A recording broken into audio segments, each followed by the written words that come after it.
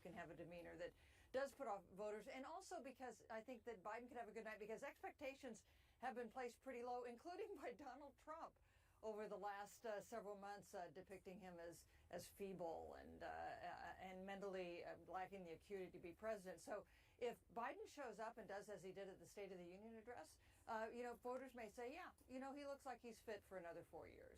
Literally, Donald Trump, I think it was on social media, said that Joe Biden is the worst debater of all time, I think was how it was said at one point. And obviously that has changed. So then on the flip side, what are the reasons that you think Donald Trump may have an advantage this evening? Listen, it's all of the things we heard from those voters in swing states. People are living a kind of economic anxiety. They're counting their paychecks by the number of bags of groceries they can get at the store. So, and they've lived this for a while. And so he has been good on pinpointing those kind of points of frustration that voters have around the economy, inflation, rising prices. Take a listen to how these two candidates have been talking about the economy over the last several weeks. It's clear we have the strongest economy in the world. That's a fact. 15 million new jobs created in 3.5 years. Unemployment hasn't been this low for this long for 50 years. Wages are rising faster than prices, and now we have among the lowest inflation rates of any country in America, and we're still fighting to lower it even further. We're fighting to lower health care costs, education costs, to give just a little more breathing room. We're just getting started, the second term. We want to keep it going to level the playing field by making the wealthy begin to pay their fair tax. The minute crooked Joe Biden shuffles out the door, I will rapidly rebuild the greatest economy in the history of the world. Look, we had the greatest economy in history. Everybody here, where you have a small business or if you had a job, you were getting more than you ever made, and we had no inflation. But I will give you low taxes, low inflation, low interest rates, rising wages, growing incomes, and fair trade for the American worker. And we will make energy affordable again by saying, drill, baby, drill. I mean, and the challenge, too, is that voters tend to have looked at Trump's handling the economy better than they did when he was in office. He's been benefiting. One poll had him up 64% approval on that issue. He's been benefiting from time since being out of office. He certainly has. People have short memories. But this economy issue is just a persistent one from Democrats, for Democrats. And it is a messaging and branding problem more than anything else, because the economic policies that Democrats champion are popular. And some of the Republican policies economic policies that Republicans champion are not. Right. Yet, if you ask the average American, they still want to hand their pocketbook and their budgets over to Republicans to handle. And Democrats just have to figure that out. We know Donald Trump and his team are going to attack Biden on immigration. Here's what Trump said about it during his most recent rally. You know, we had the safest border in the history of our country. Now we have the unsafest border in the history of the world. I mean, how stupid is an open border? But equally, and to be honest with you, much more importantly, open borders, because you have millions of people coming in, and they're coming from all of these places. They're causing tremendous death. Kate, for all of the unpredictability people attribute to Donald Trump, you know this is coming if you're the Biden team. What are you telling the president if you're in that room? Go right back at him. Say we had solutions on the table.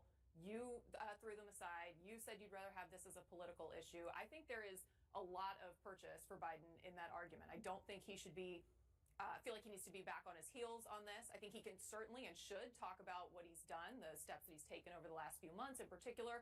He can talk about the fact that on day one in the Oval Office, he put forth a comprehensive plan, sent it to Congress, that he's consistently worked on this issue. But I think the big weakness for Trump on this issue is the fact that he scuttled the deal, that he essentially said, I want this as a political issue. People don't like that. The other thing I would say about this that I think is maybe a little counterintuitive, people like the tougher measures, no question, but they don't like a lot of Trump's rhetoric around this issue when he says that immigrants poison the blood of our country and, they didn't like family separation. So there can also be some benefit, I think, for Biden in getting Trump going on this issue, because Trump has a tendency to say things that really turn off those moderate voters who are going to be decisive in this election. Matt Gorman, how are you, if you're the Trump team, framing this issue? They're up on double-digit points on this if you poll. Absolutely. They think it's one of their best issues, if not the best issue. But do they need to be careful about how they approach it? I think in some respects, but look, the Overton window has shifted on this issue just in the last 5 years. I mean, always, we've been doing this for a long time. We had always talked about when it came to immigration, there was border security, but there was also some sort of legal status, citizenship conversation. That has been pushed aside because this issue is so potent on the border security part. And I think one thing also speaks to the potency of the issue is the Biden team felt the need to not only rely on that attack about kind of scuttling the deal, they felt they needed to do something on the executive order. They feel they need to go further. If that wasn't the case, if they felt they were winning on that issue, they wouldn't need to go on the executive order. And so I feel like, again, bring it back to immigration as much as possible. Crime, safety, immigration, those are his, no pun intended, safe grounds he can pivot back to. What are these very different approaches to preparing for this critical CNN debate tell you about the candidates? It tells me a lot just about who they are as people, how they approach moments like this. But it also tells me that their campaigns are setting up a prep here for each of them that they think will succeed best for them. I mean, if Donald Trump is not going to succeed at doing a mock debate and having side-by-side candidates and having people play Biden necessarily, why would you put your candidate in that position? You want to make sure your candidate is preparing for the debate as they are going to communicate on the stage. And so the fact that they have totally different approaches, I probably would imagine, doesn't surprise many Americans. I think we can see day in and day out as they present themselves to the country that they kind of have different approaches about how they go out there and communicate their message. What is the same for them, Wolf, are the enormous high stakes in this debate. They both have a lot of opportunity here, but also great risk on this stage. This is a debate earlier than ever before, and this is an opportunity for them to really focus in their message on those persuadable voters, many of whom have been disengaged, get them engaged, and start making an argument that those voters are hearing from them. What is the secret to winning a presidential debate and also winning over voters, more importantly? That is obviously something that is all on top of mind for President Biden and former President Trump tonight. Is it a vibe? Is it a zinger? Maybe it's a moment like this one. I think when you make that decision, it might be well if you would ask yourself, are you better off than you were 4 years ago? We need fundamental change in this country, and that's what I'd like to bring. If I win, I am going to instruct my Attorney General to get a special prosecutor to look into your situation. It's just awfully good that someone with the temperament of Donald Trump is not in charge of the law in our country. Because you'd be in jail. Those three moments and many more are the kinds that my next guest has studied and the voters' reactions to them for more than 3 decades. Longtime pollster and communications strategist Frank Luntz joins me now. And Frank, I mean, you have written this really interesting article today about what actually wins voters over when it's in debates. And shockingly, to those of us on cable news, it's not always what the pundits think is the biggest takeaway. No, it's very frustrating. In my walk here, I was saying to some of your staff, be very careful who you predict is the winner, because voters see it very differently. They're not trying to score points. They don't care if you trip up on something, and they're actually not focused precisely on every detail. They're looking at the personality. They're looking at the presentation. Do I trust them? Do I like them? Can I see them as president? Is this someone I want to have in my living room every night for the next 4 years? And in the end, it's the reason why Donald Trump lost that debate with Joe Biden 4 years ago, and why he beat Hillary Clinton. And that line there, all the pundits said, oh my God, we're going to be a banana republic. He says he'd throw her in jail. And every network went nuts on him. Our focus group said, oh my God, he's actually going to hold her accountable. This is exactly what we're looking for in politics. So he was a disaster in 2020, and he was really good in 2016. Well, when you look at those two moments, I'm sure there were some voters who did not like that moment. This political opponent clearly saying he'd put his opponent in jail because he doesn't like her. But when you actually look at this, you write in this and say that the key moments that will have the greatest impact on the remaining undecided voters, which is obviously what we're all paying attention to here, are those in which the candidates attack each other in defining ways or undermine the political case that each wants to present to Americans. Viewers will quickly decide whether the accusations are fair and the response is effective. I mean, if you were trying to appeal to these independent, undecided voters Thursday night, what does that look like? Otherwise, it's only 4%. It's only in 3 states, Pennsylvania, Michigan, and Wisconsin. And I'd be asking a rhetorical question, just like Reagan did. Is inflation higher or lower today than it was 4 years ago? Is the border safer or less safe? Do you feel more or less secure if I'm Donald Trump? And if I'm Joe Biden, do you really want to go back to that chaos? Do you really want to go back to, and I'm going to do that for 3 or 4 times, either ask a question or make a statement where you know the public at home is nodding their heads, yes. The problem is Trump wants to own Joe Biden, and he's got no self-control whatsoever. And in Joe Biden's case, he really hasn't figured out how to handle the ex-president, and he's not made the case for his own re-election as well as he could have. The economy's better than people realize. The situation, the legislation that he's passed, they don't know this. And you know what? It's not your fault. It's the president's fault. You know, when you're watching a football game and you're there and you can hear the audience, or you're watching it on TV, or you can see the refs and their calls, when you look at this and there's no audience, for a moment like that, what Trump said about Hillary Clinton, there would have been no reaction to that inside that room if there had been no audience. If there's that, if the mics are being cut off, and maybe we'll still see them talking in the 2 shots but not actually hear them, how much of a difference do you think that'll make? Huge. It's a big deal. These rules do not help Donald Trump. He was so eager to get Joe Biden into a debate that he said yes to anything. If I'd been advising him, I would have said, not this one. Yes, you want to debate him, but not through these rules. You need an audience. And second, he's so...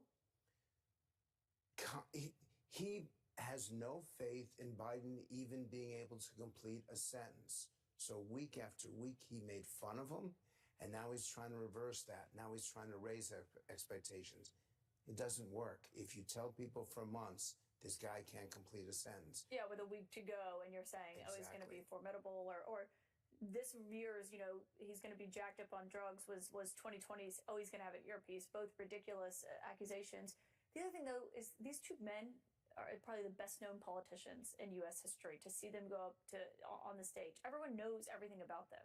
Is there anything really left to say to change voters' minds, do you think? Not much. 70% of Americans do not want these 2 people. They're upset that it's Joe Biden versus Donald Trump. In the end, I believe we're going to be voting those final undecided voters, not on the candidate they like, but on the candidate they dislike the least. And that's why our democracy is so challenged right now. We're not happy with our choices, so we're trying to vote for the least worst evil. CNN's Jeff Zeleny brings us now this look at how much the United States, the world, and these 2 candidates have changed since they first took the stage. The historic rematch between Joe Biden and Donald Trump is anything but a rerun. A vastly different set of issues are driving this race, as the president and former president come face-to-face for their first debate of the 2024 campaign. 4 years since they shared a stage. You're the worst president America has ever had. Hey, Come Joe, on. in 47 months, I've done more than you've done in 47 years, Joe. Feels like an upside-down lifetime ago, back when the coronavirus pandemic was raging. Masks are okay. You have to understand, if you look, I mean, I have a mask right here. I put a mask on, when I think I need it. This is his economy he's shut down. In the Biden-Trump sequel, an entirely new fight has been brewing on the campaign trail. We could end up in World War III with this person. He's the worst president ever. And in TV ads. This election is between a convicted criminal who's only out for himself and a president who's fighting for your family. That offers a window into the new issues and fresh lines of attack. A reminder of just how much the country, the world, and yes, they have changed. From an insurrection and all its fallout to a new fight on abortion rights. In the wake of the U.S. Supreme Court overturning Roe v. Wade, to Russia's invasion of Ukraine and a war in the Middle East, to the very stark question of America's role in the world. Yet the economy, inflation, and immigration are still at the center of it all. Trump's record was at the heart of their last debates, even as he sought to deflect. If he gets in, you will have a depression the likes of which you've never seen. Your 401ks will go to hell, and it'll be a very, very sad day for this country. While those warnings didn't come to pass, Biden's record is now under the microscope, complicating his effort to make it a referendum on Trump.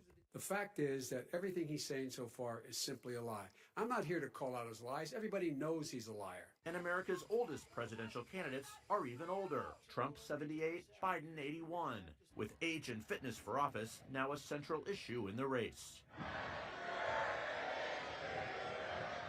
Public opinion for presidents can be punishing. Biden's favorability has fallen 11 points since 2020, with nearly 6 in 10 Americans holding an unfavorable view. Perceptions of Trump have changed less, with more than half still seeing him in an unfavorable light. Televised debates have long been a storied part of presidential campaigns, with history-making moments for candidates. There you go again. Yet this showdown is without parallel. The nation's 45th and 46th presidents, still seeking to define one another in the earliest general election debate in memory, an old duel being fought on new ground.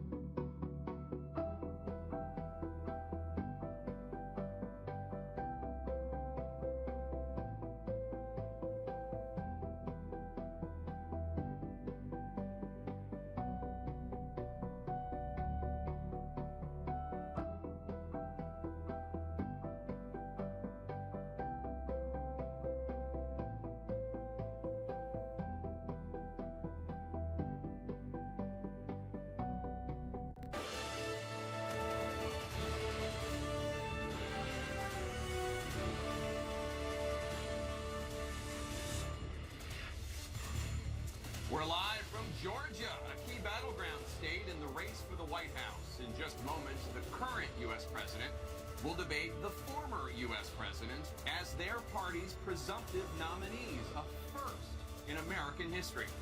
We want to welcome our viewers in the United States and around the world to our studios in Atlanta. This is the CNN presidential debate. This debate is being produced by CNN and is coming to you live on CNN, CNN International, CNN.com, CNN Max, and CNN Espanol. This is a pivotal moment between President Joe Biden and former President Donald Trump in their rematch for the nation's highest office.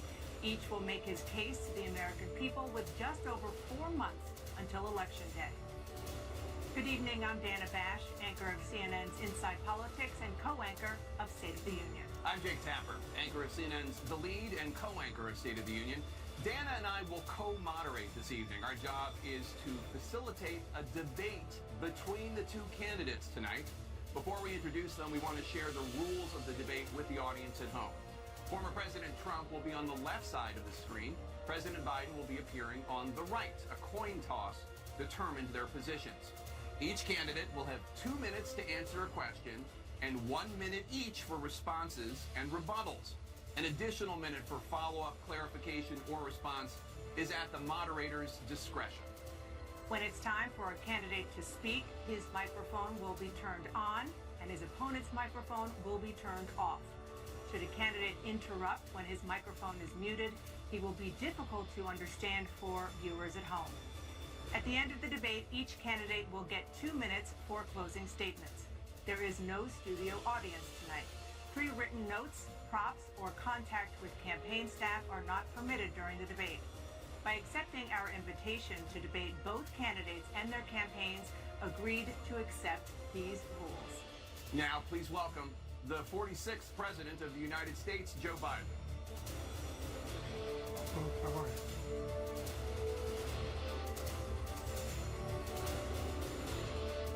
Great to be here. Thank you. And please welcome the 45th President of the United States, Donald Trump.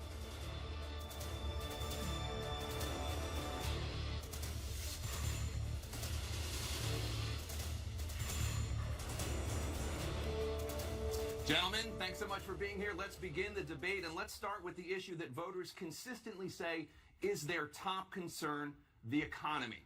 President Biden, inflation has slowed, but prices remain high. Since you took office, the price of essentials has increased. For example, a basket of groceries that cost $100 then now costs more than $120. And typical home prices have jumped more than 30%. What do you say to voters who feel they are worse off under your presidency than they were under President Trump? We got to take a look at what I was left when I became president and what Mr. Trump left me. We had an economy that was in free fall. The pandemic was so badly handled. Many people were dying. All he said was, it's not that serious. Just inject a little bleach in your arm. You'll be all right. The economy collapsed. There were no jobs. Unemployment rate rose to 15%. It was terrible. And so what we had to do is try to put things back together again. And that's exactly what we began to do. We created 15,000 new jobs. We brought out the position where we have 800,000 new manufacturing jobs. But there's more to be done. There's more to be done. Working class people are still in trouble. I come from Scranton, Pennsylvania. I come of a household where the kitchen table, if the things weren't able to be met during the month, it was a problem. The price of eggs, the price of gas, the price of housing, the price of a whole range of things. That's why I'm working so hard to make sure I deal with those problems. And we're going to make sure that we reduce the price of housing. We're going to make sure we build 2 million new units. We're going to make sure we cap rents so corporate greed can't take over. The combination, what I was left with in corporate greed, is the reason why we're in this problem right now. In addition to that, we're in a situation where if you take a look at all that was done in his administration, he didn't do much at all. By the time he left, things were in chaos, literally chaos. And so we put things back together. We created, I said, those jobs. We make sure we had a situation where we brought down the price of prescription drugs, which is a major issue for many people, to $15 for an insulin shot as opposed to $400. No senior has to pay more than $200 for any drug, all the drugs they can include beginning next year. And the situation is we're going to make that available to everybody, to all Americans. So we're working to bring down the price around the kitchen table, and that's what we're going to get done. Thank you. President Trump? We have the greatest economy in the history of our country. We have never done so well. Everybody was amazed by it. Other countries were copying us. We got hit with COVID, and when we did, we spent the money necessary so we wouldn't end up in a Great Depression, the likes of which we had in 1929. By the time we finished, so we did a great job. We get a lot of credit for the economy, a lot of credit for the military, and no wars, and so many other things. Everything was rocking good. But the thing we never got the credit for, and we should have, is getting us out of that COVID mess. He created mandates that was a disaster for our country. But other than that, we had given them back a country where the stock market actually was higher than pre-COVID, and nobody thought that was even possible. The only jobs he created are for illegal immigrants and bounce-back jobs, the bounce-back from the COVID. He has not done a good job. He's done a poor job, and inflation's killing our country. It is absolutely killing us. Thank you. President Biden? Well, look, the greatest economy in the world. He's the only one who thinks that, I think. I don't know anybody else who thinks he had the greatest economy in the world. And, you know, the fact of the matter is that we find ourselves in a situation where his economy, he rewarded the wealthy. He had the largest tax cut in American history, $2 trillion. He raised a deficit larger than any president has in any one term. He's the only president other than Herbert Hoover who's lost more jobs than he had when he began, since Herbert Hoover. The idea that he did something that was significant. And the military, you know, when he was president, they were still killing people in Afghanistan. He didn't do anything about that. When he was president, we were still finding ourselves in a position where you had a notion that we were this safe country. The truth is, I'm the only president this century that doesn't have this decade, that doesn't have any troops dying anywhere in the world like he did. President Trump, I want to follow up if I can. Am I allowed to respond to him? Well, I'm going to ask you a follow-up. You can do whatever you want with the minute that we give you. I want to follow up. You want to impose a 10% tariff on all goods coming into the U.S. How will you ensure that that doesn't drive prices even higher? It's not going to drive them higher. It's just going to cause countries that have been ripping us off for years, like China and many others, in all fairness to China, it's going to just force them to pay us a lot of money, reduce our deficit tremendously, and give us a lot of power for other things. But he made a statement. The only thing he was right about is I gave you the largest tax cut in history. I also gave you the largest regulation cut in history. That's why we had all the jobs. And the jobs went down, and then they bounced back, and he's taking credit for bounce-back jobs. You can't do that. He also said he inherited 9% inflation. No, he inherited almost no inflation, and it stayed that way for 14 months.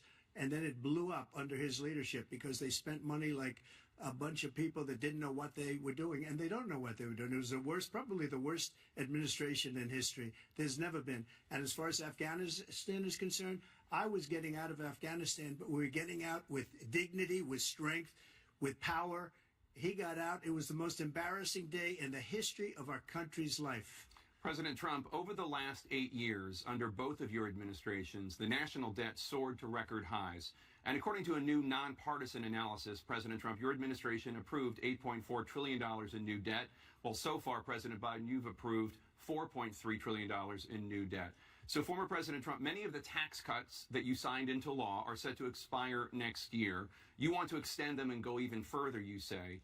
With the U.S. facing trillion-dollar deficits and record debt, why should top earners and corporations pay even less in taxes than they do now? Because the tax cuts spurred the greatest economy that we've ever seen just prior to COVID. And even after COVID, it was so strong that we were able to get through COVID much better than just about any other country.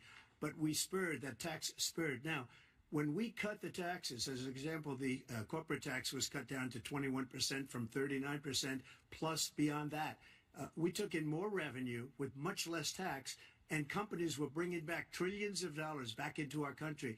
The country was going like never before, and we were ready to start paying down debt. We were ready to start using the liquid gold right under our feet, the oil and gas right under our feet. We were going to have something that nobody else has had. We got hit with COVID. We did a lot to fix it. I gave him an unbelievable situation with all of the therapeutics and all of the things that we came up with. We gave him something great. Remember, more people died under his administration, even though we had largely fixed it. More people died under his administration than our administration, and we were right in the middle of it, something which a lot of people don't like to talk about. But he had far more people dying in his administration. He did the mandate, which is a disaster, mandating it. The vaccine went out. He did a mandate on the vaccine, which is the thing that people most objected to about the vaccine. And he did a very poor job, just a very poor job.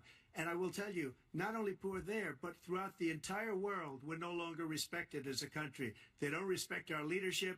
They don't respect the United States anymore. We're like a third world nation between weaponization of his election, trying to go after his political opponent, all of the things he's done. We've become like a third world nation, and it's a shame.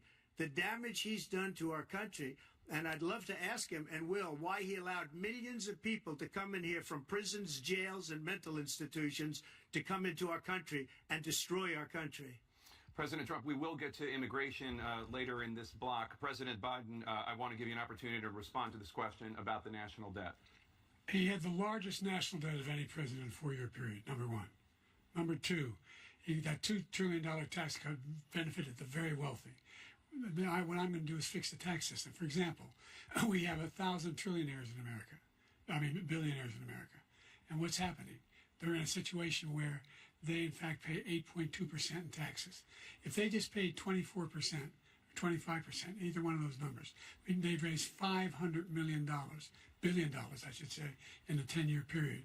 We'd be able to wipe out his debt. We'd be able to help make sure that all those things we need to do, child care, elder care, making sure that we continue to strengthen our healthcare system, making sure that we're able to make every single solitary person eligible for what I've been able to do with the with the COVID.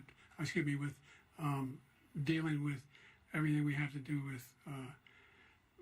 Look, if we finally beat Medicare. Thank you, President Biden. President Trump? Well, he's right. He did beat Medicare. He beat it to death, and he's destroying Medicare because all of these people are coming in. They're putting them on Medicare. They're putting them on Social Security. They're going to destroy Social Security. This man is going to single-handedly destroy Social Security. These millions and millions of people coming in, they're trying to put them on Social Security. He will wipe out Social Security. He will wipe out Medicare. So he was right in the way he finished that sentence. And it's a shame. What's happened to our country in the last 4 years is not to be believed. Foreign countries, I'm friends with a lot of people, they cannot believe what happened to the United States of America. We're no longer respected. They don't like us. We give them everything they want, and they think we're stupid. They think we're very stupid people. What we're doing for other countries, and they do nothing for us. What this man has done is absolutely criminal. Thank you, President Trump. Dana? This is the first presidential election since the Supreme Court overturned Roe v. Wade. This morning, the court ruled on yet another abortion case, temporarily allowing emergency abortions to continue in Idaho, despite that state's restrictive ban. Former President Trump, you take credit for the decision to overturn Roe v. Wade, which returned the issue of abortion to the states. Correct. However, the federal government still plays a role in whether or not women have access to abortion pills. They're used in about 2/3 of all abortions. As president, would you block abortion medication? First of all, the Supreme Court just approved the abortion pill, and I agree with their decision to have done that, and I will not block it. And if you look at this whole question that you're asking, complex but not really complex. 51 years ago, you had Roe v. Wade, and everybody wanted to get it back to the states. Everybody, without exception. Democrats, Republicans, liberals, conservatives. Everybody wanted it back. Religious leaders. And what I did is I put 3 great Supreme Court justices on the court, and they happened to vote in favor of killing Roe v. Wade and moving it back to the states. This is something that everybody wanted. Now, 10 years ago or so, they started talking about how many weeks and how many this, getting into other things. But every legal scholar throughout the world, the most respected, wanted it brought back to the states. I did that. Now the states are working it out. If you look at Ohio, it was a decision that was an end result that was a little bit more liberal than you would have thought. Kansas, I would say the same thing. Texas is different. Florida is different. But they're all making their own decisions right now. And right now, the states control it. That's the vote of the people. Like Ronald Reagan, I believe in the exceptions. I am a person that believes. And frankly, I think it's important to believe in the exceptions. Some people, you have to follow your heart. Some people don't believe in that. But I believe in the exceptions.